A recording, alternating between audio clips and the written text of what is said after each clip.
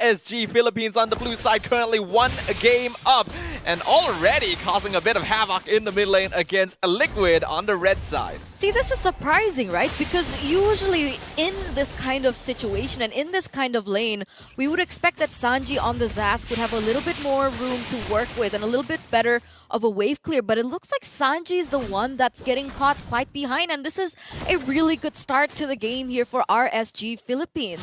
I think the first thing that really caught my eye as we entered the Land of Dawn and as we entered the portal was 3 purifies given over for RSGPH. That's a lot of respect, and they understand that JP is going to be able to find these moments, but a lot of aggression already in the bottom side of the map. Carl TZ taking a lot of damage. He'll hit level 4 first. His health drops low, no more resources on RSG, so not able to punish that, and that means Carl will have that EXP lead straight away.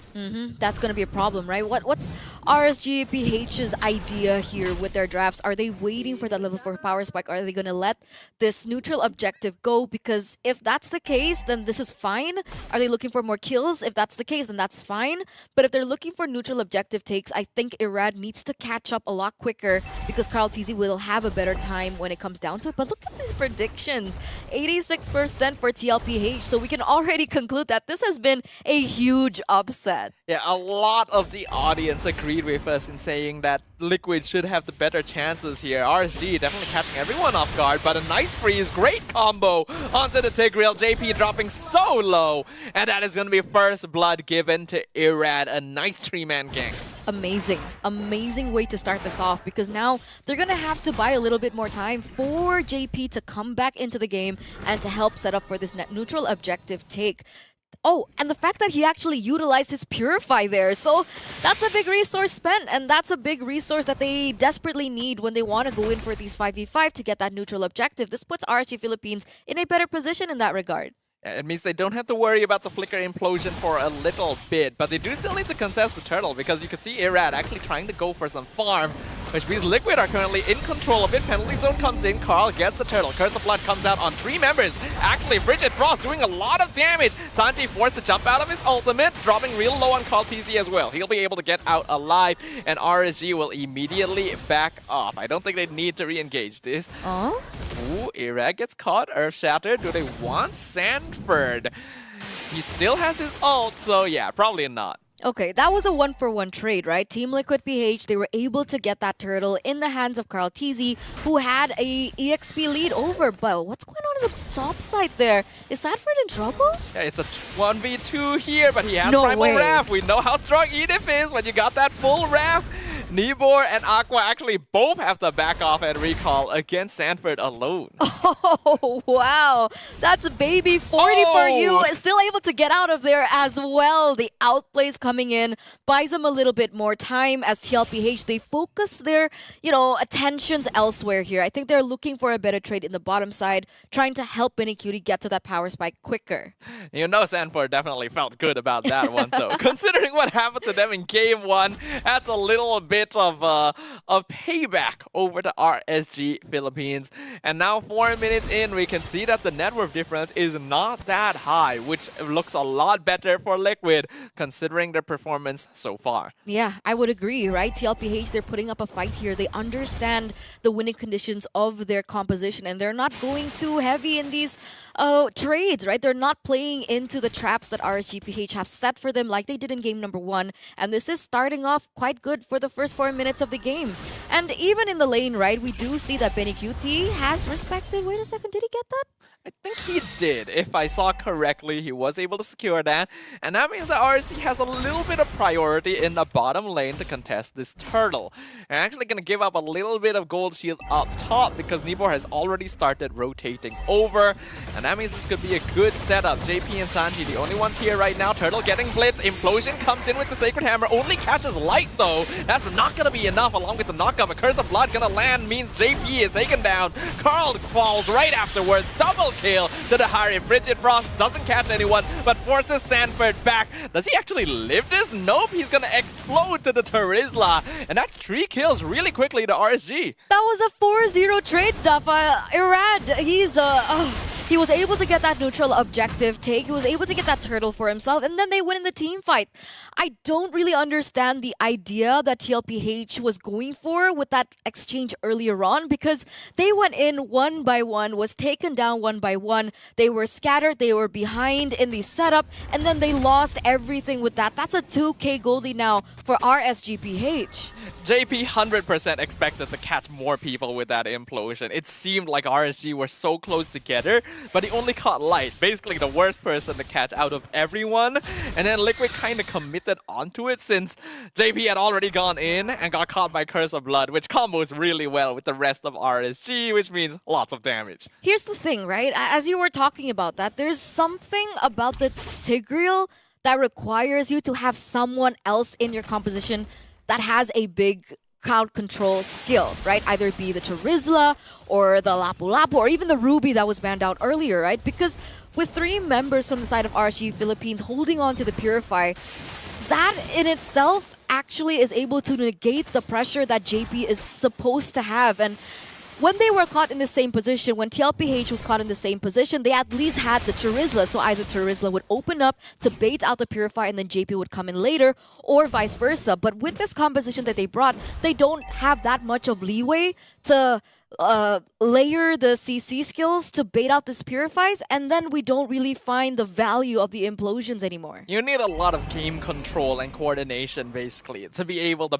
force out the Purifies before the setup, which I think RSG already were aware of. A beautiful dodge by Irad. Wasted Flicker Implosion. Such an important cooldown for Liquid. PH is gone. There's no way they can contest this turtle anymore. I don't think they should risk it. RSG is just gonna stand there menacingly and get it for free. And unfortunately, in the bottom side of the map, they went in for the clear already, right? So Benny QT couldn't even find a trade to get that tower in the bottom side. Okay, he was able to get out there with a sliver of time as Hussein was able to walk into that bush. But again, right, RSG PH, they're picking up the time, they're picking up the momentum, and now Team Liquid PH are scrambling for scraps. I can't believe this has turned out this way. RSG. Turns out they don't need to rely on early game cheese tactics either. This draft is really clean. Gameplay is good. They know exactly what they're doing, and they are slowly whittling down Team Liquid Philippines. Yeah, they're so good at understanding TLPH, right? I don't know if that's really good prep coming into this matchup, or what, right? Or they woke up and they chose violence today. Because every time TLPH go in for something to look for a trade, it feels like RSGPH, there's 2 steps ahead. And the fact that they've been able to play out these team fights rather perfectly with the way that they're comboing and layering their skills has been fantastic. RSGPH, what did you guys eat for breakfast today? That's what I want to know. It seems like the breakfast of champions, if you ask me. Instantly concealed. They see Sanford and Kaltizi out of position. They want to engage on it, but here comes JP and Sanji. RSG maybe not in the best spot, but penalty zone finds 2. We can see Kaltizi going to be able to use that enhanced sword to get out. Ogi Shadow Kill doesn't quite do enough damage. Irad actually staying under the tower, maybe a bit too long. Costs him his life. Sanford onward, finds Kneeboard, doesn't have the Earth Shatter follow-up. Team Liquid low, but they're able to slowly separate RSG, forcing the Flicker out from the Edith. Kneeboard has to get out of here. Zaman Force allows Kusei to pick off Sanford. Light also going to be picked off, and Kusei going to be shut down. This could be bad. RSG losing members left and right. Team Liquid finding the opportunity they've been waiting for. The passive on Aqua only delays his demise. And Team Liquid find 4 for 1. Did you see Benny QT, Staffa? Did you see the way that he weaved in and weaved out of that team fight? He didn't have his Holy Trinity, and he was still able to do that. Now he does, though, with those many kills under his belt, with those assists under his belt, he has built in that DHS, and this could be the turning point that TLPH has waited for and has severely needed from the first 9 minutes of the game. A fight like that completely resets advantages you have, and we are seeing that. Team Liquid have already evened up the net worth.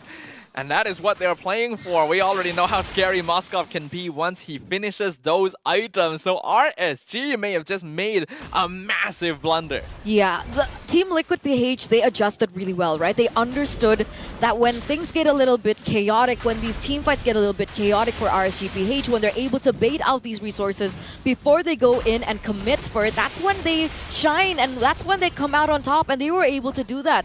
So there needs to be a way, and there needs to be a situation where they can replicate that kind of success, because the fact that Nibor already used his penalty zone, the fact that Aqua already used in her ultimate as well, allowed Benny QT to come into the team fight able to weave in and weave out and dish out the damage that he was supposed to have in these team fights. I don't know if Irad made like some kind of misplay as well, because he just stayed under the tower for You're way right. too long. He was the first one taken out on RSG's side, and that just gave a green light to Liquid to slowly edge forward.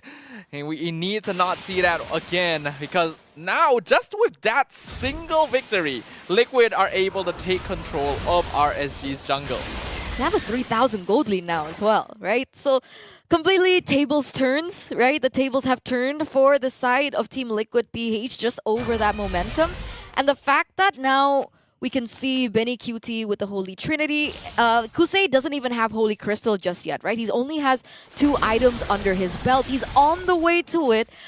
But in these team fights, what do you think, right? Do you think that RSG Philippines still have an advantage? RSG's draft is definitely still better somewhat in terms of direct 5v5, just because of how well Carmilla, Aurora, and Hayabusa work together in terms of doing damage. But if Liquid are able to properly control their approach, we've already seen that they are able to separate RSG and take them out one by one. So it is going to be a bit of a skill matchup here. Yeah, I agree with you. It just makes this even more precarious with the way that they've set up, right? It looks like it's not as straightforward as we would expect for TLPH. I would say that the win cons for TLPH and their composition is a lot more difficult as compared to RSGPH. So they have a little bit of homework, but it looks like Aqua's feeling it, by the way. Do you see his item? I think he went in with a movement speed boots, actually. So very aggressive build. He understands that he needs to be very... he needs to think about the way that he positions in these team fights a lot better. And then he goes in for Sky Piercer on top of everything.